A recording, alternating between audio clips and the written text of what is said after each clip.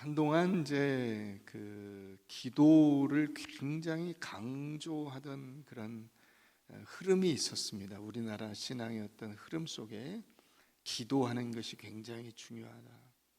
그래서 그때는 무슨 철야기도, 금식기도 이런 것은 일상사고 성경의 사건들을 이렇게 차용해서 출애굽 기도, 그 다음에 예수님의 광야 기도, 그래서 3일간 철야 금식하는 이런 분들이 많았고, 모두에게 많이 알려진 40일 철야 기도, 여리고 정복 7일 대기도 운동 이런 거 등등 많이 했습니다.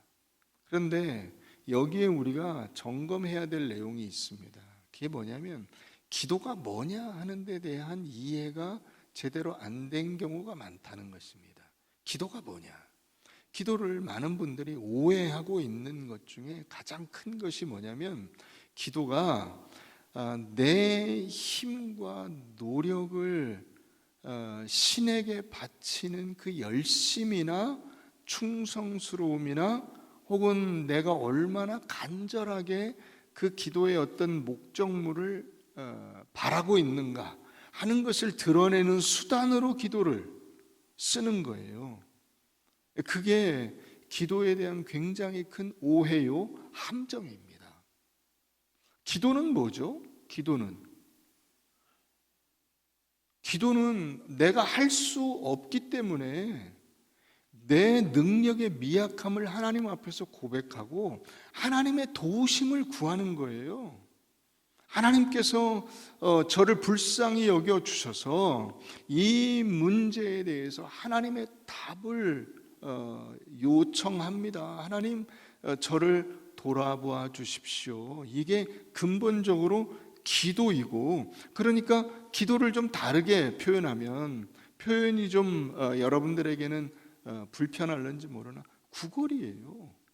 그 주는 사람이 하나님이 어떻게 우리에게 주실 것인가가 사실 핵심이지, 내가 얼마나 배가 고프냐, 내가 얼마나 맛있는 걸 먹고 싶냐, 내가 얼마나 그걸 뜯어내기 위해서 그 주는 사람의 비위를 잘 맞추냐, 그런 것은 중요하지 않은 거예요.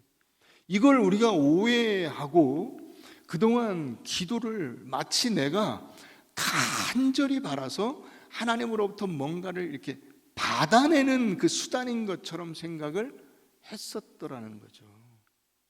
오늘 이 본문을 많은 분들이 그렇게 이해하고 있고, 저도 그런 설교를 계속 들으면서 자라왔습니다.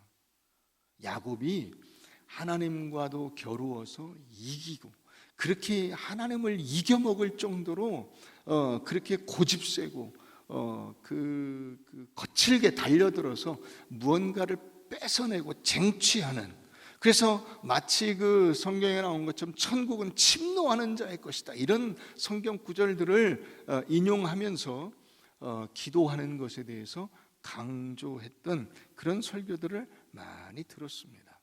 그러나 여러분, 오늘 말씀은 전혀 그런 것과 안 맞습니다.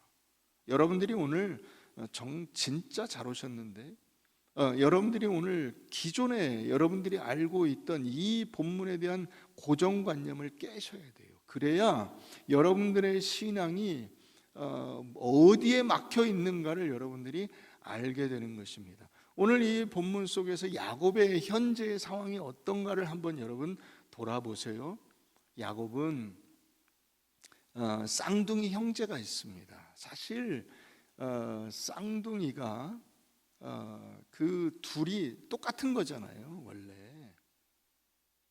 그죠? 똑같은 거예요. 50대 50이에요. 거기서 서열을 가린다는 것은 의미가 없어요. 몇 번째 태어났느냐가 무슨 대단한 의미가 있어요, 그게? 그런데 옛날에는 그렇지 않았어요. 그래서 누가 형이냐 이런 걸 따졌어요.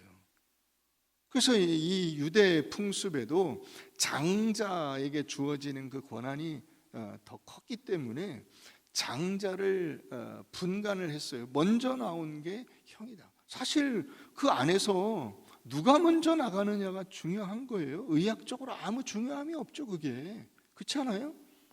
밑에 엄마 뱃속에서 먼저 앞쪽에 있었으면 나오는 것이고 뒤쪽에 있었으면 뒤에 나오는 것인데 여기서 서열을 가려버렸어요. 그래서 이 야곱은 자기 똑같은 처지인데 50대 50이어야 되는데 딱 나와서 보니까 80대 20이 되어 있는 거예요. 자기가 20이야. 자기는 아무것도 할 수 있는 게 없어요. 그래서 자기가 이렇게 형을 속이고 아버지를 속여서 장자의 그 명분을 얻어내고 장자의 권한을 갖고 아버지를 속여서 장자의 축복을 받고 그것이 이 통상적인 어떤 관례에 완전히 어긋나는 방법을 썼기 때문에 형과 아버지의 반발을 사게 되고 분노를 사서 그걸 견디기 어려우니까 도망을 갔죠. 잘못하면 여기 있다가 죽겠다. 그래서 도망을 가게 됩니다. 한 번도 본 적이 없는 외삼촌네 집으로 도망을 가죠. 그 외삼촌네 집에 가서 20년을 있었는데 20년 중에 14년은 가정을 꾸리는 데 썼어요. 이 아내 둘을 얻는데 7년씩 쇠경을 바친 것이고 거기에 덤으로 1+1으로 그 시녀들을 같이 줘서 4명의 여자를 얻어서 그 4명의 여자에게서 12명의 자식을 낳고 가정을 꾸리게 됩니다. 그리고 나머지 6년 동안 하나님께서 야곱에게 복을 부어주시죠. 그래서 사실 그게 일반적이지 않잖아요. 양이 하얀 양이 나오는 게 일반적인데 얼룩진 양, 그 검은 양 이런 흰 양이 아닌 양들 그런 짐승들이 쏟아져 나와가지고 큰 부자가 됩니다. 그러니까 이제 갑과 을의 위치가 바뀌었어요. 그 전까지는 외삼촌이 갑이었고 야곱은 을이었는데 이제 야곱이 갑이 되게 생긴 거예요. 그러니까 외삼촌과 그 자식들이 야곱을 곱게 볼 리가 없죠. 그러니까 같이 있을 수가 없게 되고 잘못하면 여기서도 죽게 생겼어요. 그래서 다 짐 정리해가지고 이제 고향으로 돌아와야 됩니다. 그런데 고향엔 누가 기다리고 있습니까? 자기에게 그 깊은 원한을 가지고 있는 형이 기다리고 있습니다. 형을 만나는 게 이게 지금 큰일인 거죠. 그래서 그 자기 이제 부하를 시켜서 형에게 이제 선물을 반뜩 막 양소 막 해가지고 이게 끌고 가서 이제 선물입니다 하고 가서 눈치를 보니까 녹록지가 않은 거예요. 녹록지가 않은 거예요. 형이 그 400명을 데리고 지금 야곱 쪽으로 오고 있다. 근데 여러분 환영인파는 아닌 거 아니에요. 400명이라는 숫자 자체로 볼 때도 그렇잖아요. 400명을 끌고 환영을 하러 오는 건 아닌 거 아니야. 그러니까 큰일 났다 싶은 거죠. 외통수에 딱 걸려버린 거예요. 이제 외삼촌하고 등져서 외삼촌네 집으로 갈 수도 없고 이 앞으로 나아가자니 형 에서의 지금 원한에 찬 칼이 지금 기다리고 있는 거예요. 그 상황에서 이 야복나루에서 야곱이 하나님과 씨름을 하게 된 겁니다. 이게 왜 기도가 아니냐? 우선 가장 주요한 이유는 야곱이 이와 같은 외통수에서 자기가 먼저 기도를 시작한 게 아니에요. 씨름을 자기가 먼저 시작한 게 아니라고. 이 씨름은 하나님이 걸었어요. 하나님이. 그래서 여러분 기도를 그렇잖아요. 우리가 하나님 앞에 하는 것이지 하나님이 우리 대신해서 기도해 주는 법은 없는 거잖아요. 그건 있을 수가 없는 거죠. 그게 무슨 기도예요? 그건 말이 안 되는 거죠. 그렇기 때문에 이걸 기도라고 여러분들이 이해하시면 안 되는 거예요. 인본주의적 사상이 어느새 이 성경을 빙자해서 우리 안에 너무나 깊이 자리를 잡고 있어요. 신앙생활을 한다고 하면서 실상은 인본주의적 사상에 얼룩진 그 신앙인들이 너무나 많이 있어요. 자, 그 내용을 한번 살펴보십시다. 호세아 11장을 우리 한번 가서 보겠습니다. 호세아 11장.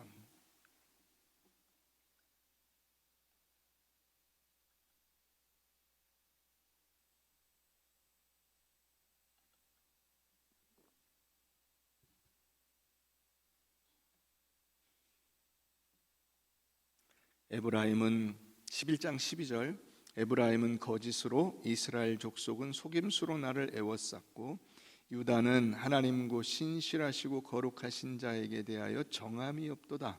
에브라임은 바람을 먹으며 동풍을 따라가서 종일토록 거짓과 포악을 더하여 아수르와 계약을 맺고 기름을 애굽에 보내도다.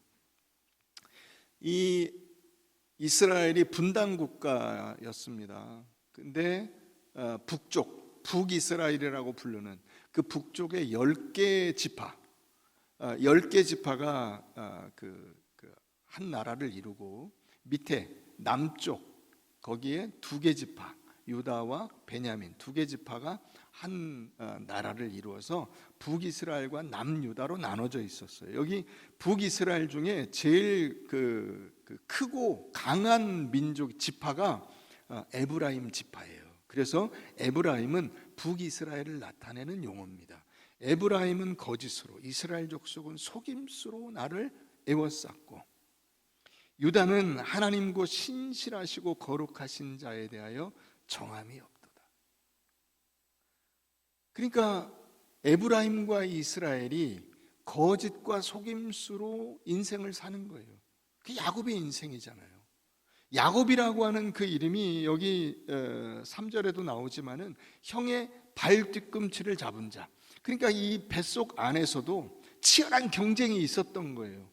형과 이 동생 야곱 사이에 치열한 경쟁. 동생이 이 야곱이 형이 먼저 나가려고 하는데 그 발 뒤꿈치를 잡았다고. 그래서 이게 우리로 말하면 딴지 걸고 앞길을 가로막고 약탈자, 사기꾼, 그 도둑놈 이런 의미가 되는 겁니다. 야곱이라고 하는 이름 자체가. 그가 그 살아온 인생이 어떤 인생이에요? 형을 속이고 아버지를 속이고 하는 그 거짓과 속임수의 인생이죠. 그러면 남유다는 어땠느냐? 남유다도 똑같아요. 하나님 곧 신실하시고 거룩하신 자에 대하여 정함이 없도다 그랬어요. 정함이 없도다. 마음이 이렇게 딱 신실하게 딱 정해진 하나님하고 이게 대비되는 거죠. 하나님은 신실하시고 거룩하신 분인데 유다는 신실하고 거룩하지가 않아. 이리 갔다 저리 갔다 해. 바람이 불 때 바람에 이렇게 왔다 갔다 하는 것처럼. 그래서 에브라임은 바람을 먹으며 동풍을 따라가서 종일토록 거짓과 포악을 더하여 아수르와 계약을 맺는다. 이 바람을 먹는 게 뭐냐면 우리 식으로 하면 허파에 바람 든 거예요. 되지 못했는데 된 줄로 아는 거예요. 자기가 무슨 대단한 존재인 것처럼 착각을 하는 거예요. 그게 이 바람을 먹으며 동풍을 따라가서 이 바람이 확 불 때 거기에 휩쓸려 가버리는 거예요.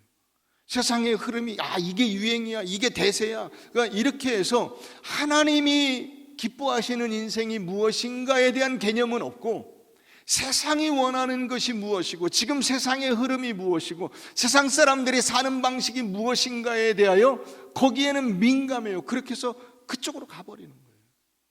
그게 이스라엘 민족이요, 그게 야곱이라고, 이 유다의 모습이에요.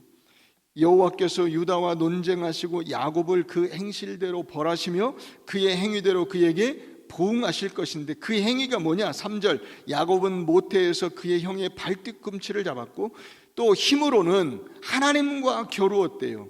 하나님과 겨루었어요. 4절 천사와 겨루어 이기고 겨루다가 또 나오죠. 이 앞에 나오는 겨루다와 뒤에 나오는 겨루다가 단어가 달라요.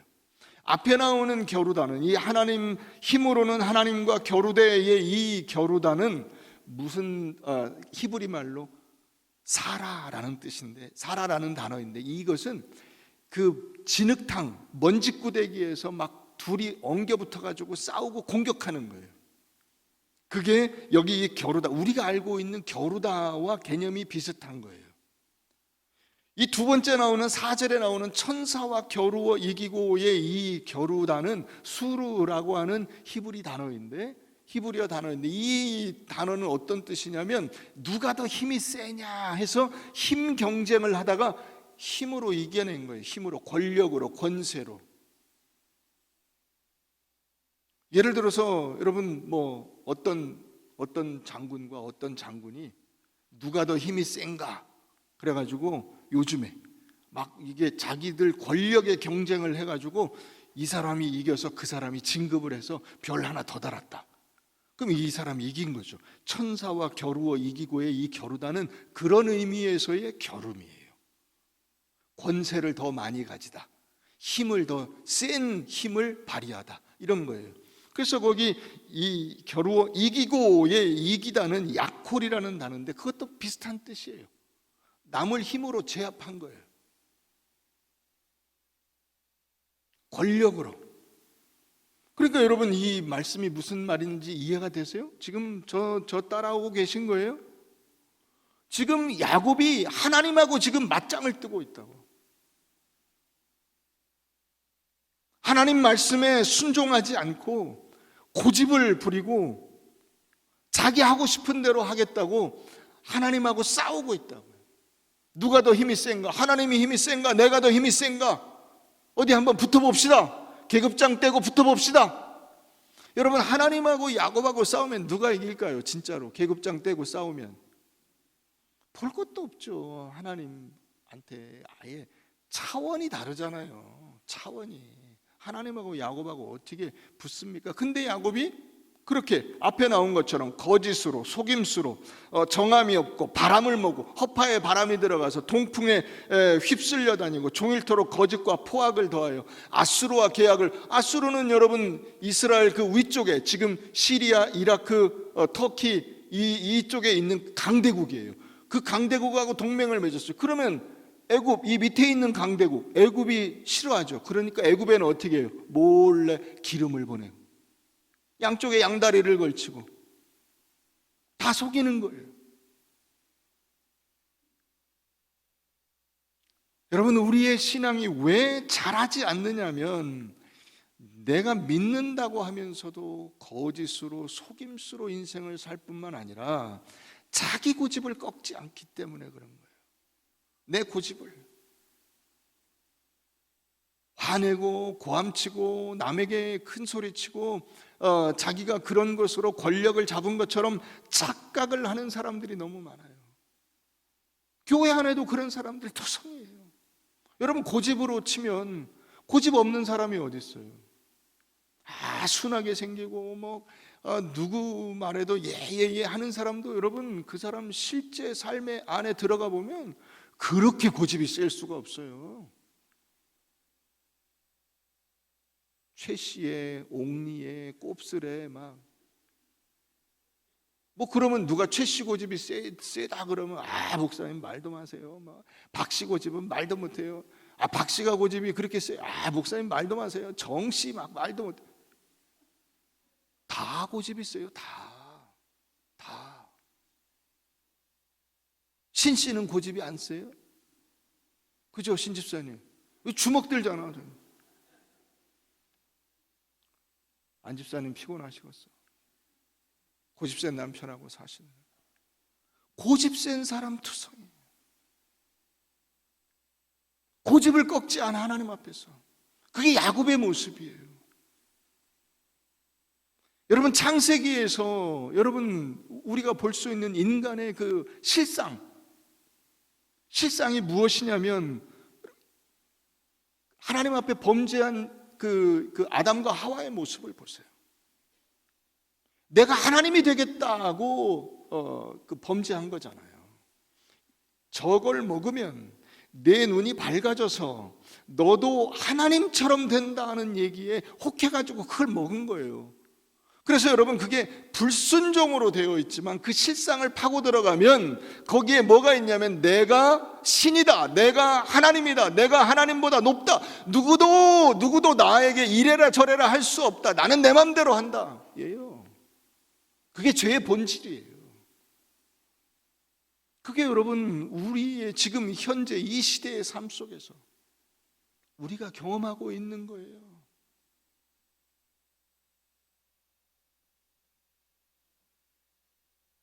근데 하나님이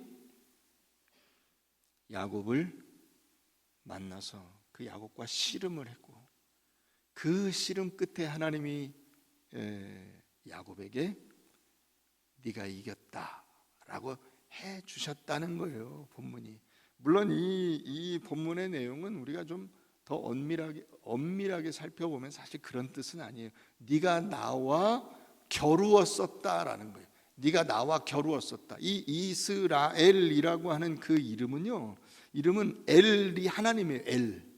히브리어로 엘이 하나님이고, 그 앞에 스라가 이 앞에 3절에 나오는, 여기 3절에 나오는 힘으로는 하나님과 겨루다라고 하는 이 겨루다가 사라인데, 그 S와 R이 여기 이 단어의 어근이 거기 들어가서 이스라엘, 그래서 하나님과 겨룬 자가 되는 거예요. 하나님과 겨룬 자, 하나님과 맞붙어 본 자. 여러분, 그러니까 기도에서 이겼다는 아니에요. 여기서 야곱의 승리가 무엇인가를 여러분 잘 기억하세요. 야곱의 승리는 먼저 첫 번째로 하나님이 그를 찾아와 주신 거예요. 하나님이 그를 찾아와 주신 거예요.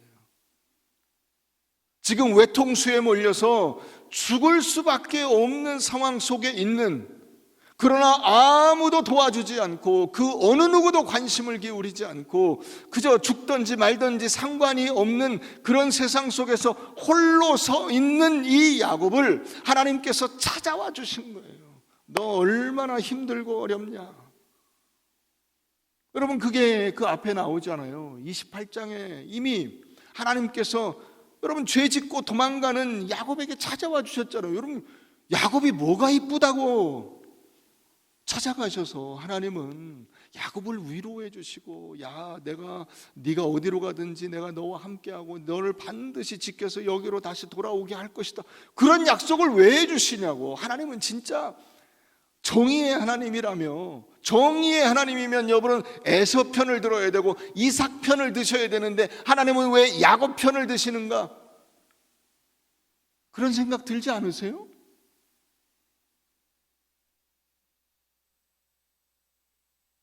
그 하나님이 지금 야곱을 찾아와 주신 거예요. 너 세상 속에 너 혼자 서 있고 아무도 너를 도와줄 사람이 없고 외롭고 힘들고 고통스러운 상황 속에서 꼼수로 인생을 살려고 하였으나 그 꼼수도 다 소용이 없고, 그렇잖아요. 선물을 보냈어요. 때를 그 자기 식솔들을 둘로 나눠 가지고 한쪽이 그 피해를 입더라도 다른 한쪽은 어떻게 좀 보존을 할 수 있는 방법이 없는가 나름 꾀를 썼어요. 그러나 자기가 죽으면, 자기가 에서를 만났는데 자기가 죽으면 소용없죠. 그 꼼수가 다 무슨 소용이 있어요. 그런 상황 속에서 하나님께서 야곱을 찾아와서 야곱을 만나 주시는 것입니다. 얼마나 감사합니까? 여러분, 이게 야곱의 승리죠. 물론 야곱의 승리라고 말할 수 있을까요? 그러나 여러분, 이게 승리입니다. 여러분, 우리가 죽을 수밖에 없는 운명인데 우리에게 찾아와 주셔서 우리에게 새로운 인생을 열어주시고 하나님께서 기뻐하시는 복된 인생을 살아갈 수 있도록 우리를 붙잡아 주시는 것, 그게 우리의 승리죠. 하나님이 우리의 승리이고 예수가 우리의 승리이고 하나님의 능력이 우리의 승리죠. 그거밖에 뭐가 있어요? 우리가 잘났다는 거 자랑하는 거예요? 아니에요. 여러분들이 그렇게 보시면 반드시 꼬꾸라지게 됩니다. 반드시. 인생은 우리 자체의 어떤 힘도 갖고 있지 못해요.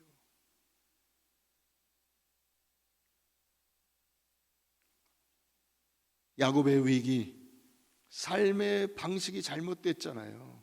그죠? 자기 힘으로 모든 걸 해결하려고 했잖아요. 그런데 하나님이 찾아오셔서 뭐라고 말씀하시는 거예요? 네 힘으로 안 되지. 내 힘으로 안 되지. 하나님이 바로 그걸 말씀해 주시는 것입니다.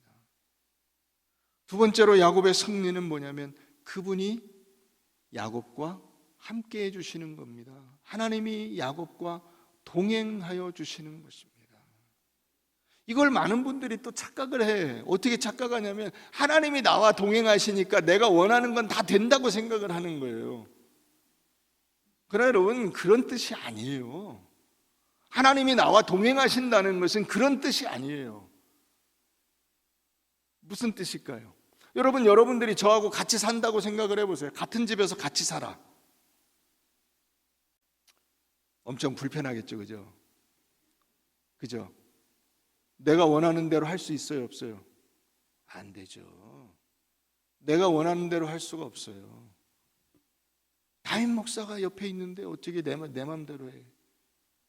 그죠? 물어봐야지, 목사님한테. 목사님, 이거 어떻게 할까요? 이렇게 합시다. 아, 그러시죠. 또 저도 물어보겠죠. 이건 어떻게 했으면 좋겠습니까? 이렇게 했으면 좋겠습니다. 아, 그래요? 그러면 그렇게 합시다. 하나님이 동행하신다는 것은 내 맘대로 할 수 없다는 뜻이에요. 잊지 마세요.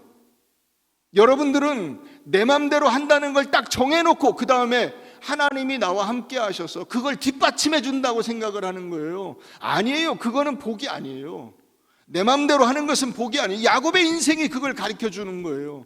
내 맘대로, 내 생각대로, 내 계획대로 꼼수를 써서 내가 여러 가지 방법을 써서 좋게 말해서 지혜롭게 인생을 사는 것이, 그게 여러분 복이 아니라고 지금 외통수에 딱 걸려버렸어요. 지금 사느냐 죽느냐 둘 중에 하나예요. 자기가 살아온 지금까지의 삶이 지금 다 엎어지게 생겼는 거예요. 그게 여러분 수많은 종교들이 헛된 이유예요. 일반적인 종교들은 다 어떻게 삽니까? 내가 원하는 것을 내가 정해놓고, 다시 말하면 자기가 신이야. 그래서 신에게 빌지만 그 신은 나를 수종드는 신으로 써먹으려고 하는 거예요. 비나이다 천지신명께 비나이다. 뭘 빌어요? 내 욕심대로 되도록 해주세요. 이걸 빌죠. 그런데 하나님은 그런 하나님이 아니라고. 하나님은 하나님의 뜻, 하나님의 계획, 하나님의 그 권세, 하나님의 권위, 거기에 내가 복종하는 것이고, 하나님의 뜻에 따라서 모든 일들이 이루어지는 것이 내게 복이고, 그게 형통이고 하나님께서 인도하심이에요. 그게 성령의 역사하심이고, 여러분들이 이 기독교 신앙을 제대로 이해해야만 오늘 이 본문을 이해할 수가 있어요.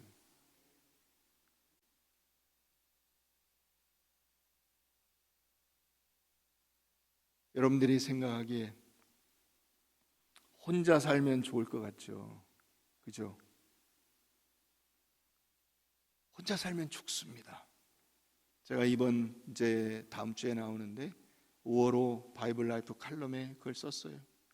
최근의 연구에 의하면 흡연, 비만, 음주, 이거보다 더 안 좋은 게 뭔지 아세요? 그게 혼자 사는 거예요. 혼자, 고독, 외로움. 그게 비만, 흡연 이런 걸로 인해서는 빨리 죽을 확률이 1.3배, 1.6배 이래요.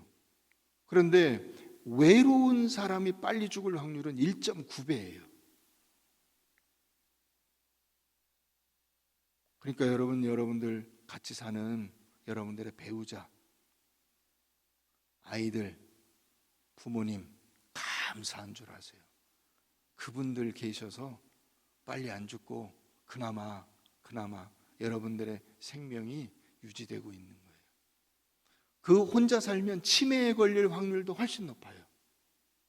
치매에 걸릴 확률이 다른 사람들보다 3배, 4배가 높아요. 혼자 살면. 그러니까 일찍 병들어서 고생하다가 죽는 게 왜 이유가 그냥 같이 살아서, 같이 사는 거예요. 그걸 방지하려면. 혼자 살면 그렇게 돼요. 근데 많은 분들이 왜 혼자 사냐면 내 맘대로 하려고. 남과 같이 의견을 조율하는 것을 불편해해요. 여러분, 그러나 그게 인간이 존재하는 양식입니다.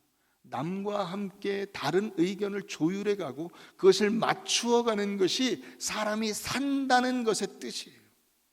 산다는 것은 혼자 내 맘대로 아무것 거칠 것이 없이 나 원하는 대로 한다는 게 아니에요.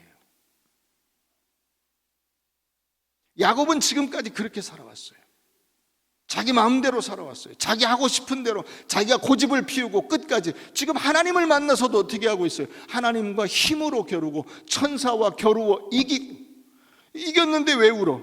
여기 나오죠. 천사와 겨루어 이기고 울며. 그렇게 이겼는데 왜 울어요? 그 이기는 게 아닌 거죠. 승리했으나 그건 자기가 원하는 승리는 아닌 거예요. 이겨놓고 보니까 그게 죽음인 거야. 그죠? 형을 이겨놨죠. 외삼촌을 이겨놨어요. 다 이겨버렸어요. 그런데 그게 생명이 아니라고, 그게 죽음이라고. 그러니까 도망을 친 거죠.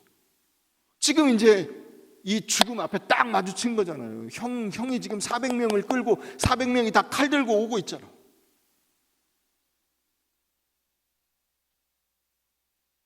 야곱의 승리 세 번째 뭐냐면 하나님께서 그에게 새로운 이름을 주세요.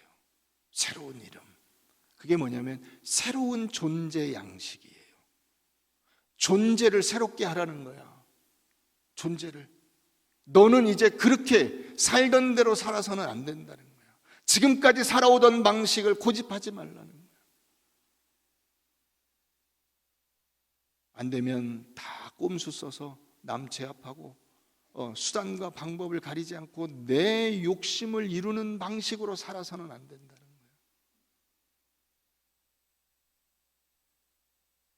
새로운 정체성입니다. 이스라엘, 이제 너 하나님하고 겨루어 봤잖아. 겨루어서 네 맘대로 안 된다는 것을 네가 깨닫게 됐잖아. 여러분, 하나님이 어떻게 하세요? 말을 안 들으니까 치시죠. 환도뼈를 치시죠. 그래서 절뚝발이가 됐다고. 절뚝절뚝 걸게 되잖아요.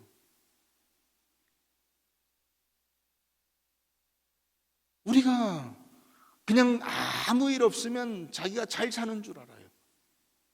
그러나 어려움이 닥치고 고난이 오면서 우리가 알게 됩니다. 내 삶의 양식이 올바른 것이 아니다라는 것을 알게 되고, 내가 사는 방식을 그대로 고집해서는 안 된다는 것을 깨닫게 되고, 하나님이 기뻐하시는 인생이 어떤 인생인가를 돌아보게 되는 것입니다.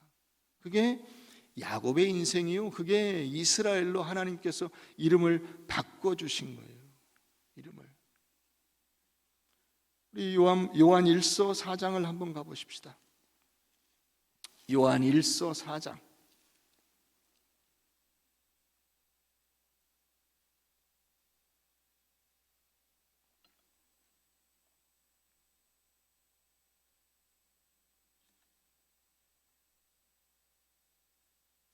(4장 14절)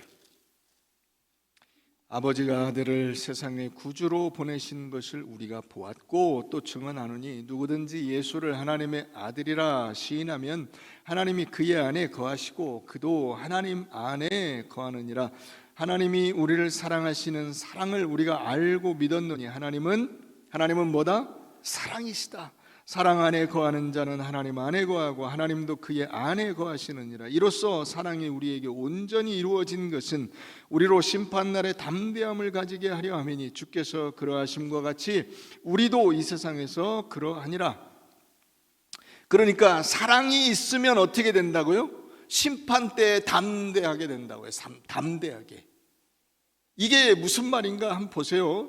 자, 18절 다 같이 읽어봅니다. 시작. 사랑 안에 두려움이 없고 온전한 사랑이 두려움을 내쫓나니 두려움에는 형벌이 있음이라. 두려워하는 자는 사랑 안에서 온전히 이루지 못하였느니라. 우리가 사랑함은 그가 먼저 우리를 사랑하셨음이라. 누구든지 하나님을 사랑하노라 하고 그 형제를 미워하면 이는 거짓말하는 자니 보는 바 그 형제를 사랑하지 아니하는 자는 보지 못하는 바 하나님을 사랑할 수 없느니라. 우리가 이 계명을 주께 받았나니 하나님을 사랑하는 자는 또한 그 형제를 사랑할지니라. 여러분, 지금 야곱이 누구를 무서워하고 있습니까? 에서를 무서워하고 있습니다. 에서가 두렵습니다. 왜 두렵죠? 에서가 왜 두렵죠? 이삭에게? 야곱에게? 야곱은 한 번도 에서를 사랑해 본 적이 없는 겁니다.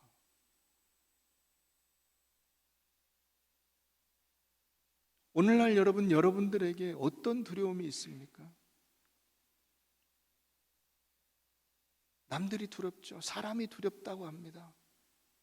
왜 그렇습니까? 사랑하려는 마음을 가진 적이 없습니다. 남을 사랑하고 남을 이해하고 남을 받아들이고 관용하고 그러려는 마음이 전혀 없습니다. 전혀 없어요. 여러분, 1988년에 폴란드에 그 철도회사 직원이었던 얀 그루제부스키라고 하는 사람이 사고를 당해서 식물인간이 됐습니다. 그래서 식물인간으로 19년간을 고생을 하다가 19년 만에 깨났어요. 그래서 이 46세 때 식물인간이 됐다가 65세가 돼서 깨어난 겁니다. 깨어나 보니까 천지가 개벽했어요. 자기가 식물인간이 될 때는 일당 독재 공산주의 국가였어요, 폴란드가. 그런데 깨어나 보니까 자유민주주의 국가가 돼서 아주 세상이 막 날린 거예요.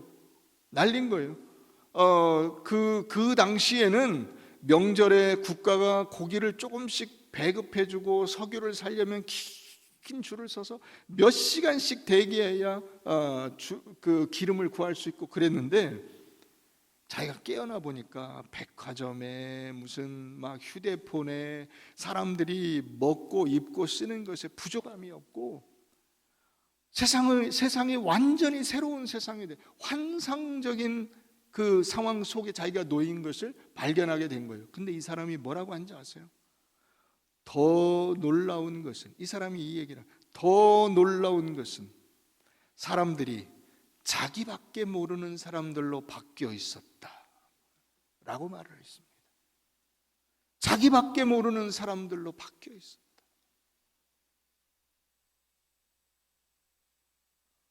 여러분, 우리가 그렇죠. 우리가 어릴 때 여러분들의 그 살던 환경과 조건들은 정말 지금 생각하면 어떻게 그런 데서 살았나 싶습니다. 그런데 지금 이렇게 소위 말해서 잘 살게 되고 보니까 지금 사람들이 어떻게 바뀌었습니까? 다 자기밖에 모르는 사람들로 바뀌어 있습니다. 그건 뭐 가릴 게 없어요. 부모도 자식도 형제도 다 자기밖에 모릅니다. 오로지 자기만 압니다. 제 입에 들어가는 것만 알고, 제 주머니에 들어가는 것만 알고, 자기 편한 것만 생각하고 남들은 전혀 생각하지 않습니다. 이런 세상 속에 우리가 살고 있습니다. 그러니까 세상이 어떻게 보입니까? 두렵죠. 두렵습니다. 사랑이 없어요. 사랑이 없어요. 진정한 사랑은 두려움을 내쫓는 것인데 왜 미래가 두렵습니까? 왜 미래가 두렵습니까? 사랑하는 마음이 없기 때문에 미래는 두려움밖에는 없는 겁니다. 불안하고 외롭고 분노에 가득 차 있고 사람들이 갈등하고 싸우고 견뎌낼 수가 없습니다. 이 상황을. 돈은 어마어마하게 많아요. 여러분들 중에 여러분 당장 먹고 사는 끼니 문제 가지고 걱정하는 분은 한 분도 안 계세요. 그런데 뭘 걱정하죠? 외로워요, 힘들어요, 화가 나요, 짜증나요, 답답해요. 같이 살 수가 없어요. 혼자 사는 게 나아요. 야곱입니다. 그게 야곱입니다. 우리의 인생이 달라져야 합니다.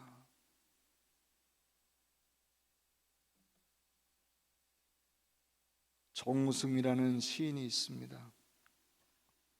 그 정우승 씨가 지은 내가 사랑하는 사람이라는 시 한번 잠깐 제가 읽어드리겠습니다. 내가 사랑하는 사람, 나는 그늘이 없는 사람을 사랑하지 않는다. 나는 그늘을 사랑하지 않는 사람을 사랑하지 않는다. 나는 한 그루 나무에 그늘이 된 사람을 사랑한다. 햇볕도 그늘이 있어야 맑고 눈이 부시다. 나무 그늘에 앉아 나뭇잎 사이로 반짝이는 햇살을 바라보면 세상은 그 얼마나 아름다운가. 나는 눈물이 없는 사람을 사랑하지 않는다. 나는 눈물을 사랑하지 않는 사람을 사랑하지 않는다. 나는 한 방울 눈물이 된 사람을 사랑한다. 기쁨도 눈물이 없으면 기쁨이 아니다. 사랑도 눈물이 없는 사랑이 어디 있는가? 나무 그늘에 앉아 다른 사람의 눈물을 닦아주는 사람의 모습은 그 얼마나 고요한 아름다움인가. 기가 막힙니다. 여러분, 우리 인생에 사랑이 없다면, 우리가 남을 사랑하지 않는다면 살 가치가 있을까요? 존재의 의미가 있을까요? 여러분들의 인생 속에서 여러분 사랑하는 아내와 남편, 사랑하는 부모님, 사랑하는 자식, 사랑하는 이웃들, 여러분들 옆에 앉아있는 교우들이 만약에 없다면 여러분들의 인생은 과연 무엇일까요? 그건 두려움이고 불안이고 우울이고 짜증이고 분노고, 그게 지금 세상이 경험하고 있는 것들입니다. 20세기 후반 이후로 전 세계에 이와 같은 현상이 똑같습니다. 다 자기 자신이 중요하답니다. 그래서 하는 말이 너 자신을 사랑하랍니다. 여러분, 우리 교회 앞으로 이건 금지곡입니다. 교회에 부르지 말아야 될 노래가 있어요. 당신은 사랑받기 위해 태어난 사람. 그 금지곡이에요. 사랑을 받으려고 하지 말고 사랑하려고 하세요. 여러분, 사랑해 보셨어요? 흔히 그냥 통상적인 의미로 사랑해 보셨어요? 야, 사랑할 때 그 마음이 얼마나 그 감격적이고 기쁜지 아세요? 저희도 저희 집사람하고 제가 4년을 연애하고 결혼했는데, 그 사랑할 때 여러분, 그때 막 이렇게 편지 쓰고 막 메모 남기고, 그걸 지금 보면요 낯간지러워서 볼 수가 없어요. 근데 여러분, 그 마음이 진짜잖아요. 그때처럼 행복하고 그때처럼 땅 위에 발을 밟고 다니는 것 같지 않은, 허공에 붕 뜬 것 같은 상태로 살았던 때가 없었잖아요. 그게 여러분 사랑의 힘이에요. 우리가 다른 사람을 사랑한다는 것이 그런 거예요. 우리에게 참된 기쁨과 감격과 감사가 있어요. 그런 세상을 여러분 우리가 제껴놓고 분노와 갈등과 싸움과 불안과 우울로 우리 인생을 채워간다는 것처럼 불편하고 힘든 건 없는 거예요. 그러니까 하나님께서 야곱의 인생을 바꿔주신 거예요. 너는 이제부터 야곱으로 살지 말고, 남의 발 뒤꿈치 잡는 자로 살지 말고, 하나님과 만나서 하나님이 주시는 은혜를 받은 자로 살아라. 그 은혜가 너의 인생의 진정한 힘이요 능력이다. 사랑하는 성도 여러분, 여러분들 모두에게 이 야곱이 이스라엘 된 이 놀라운 복과 은혜가 넘치시기를 주의 이름으로 축원합니다.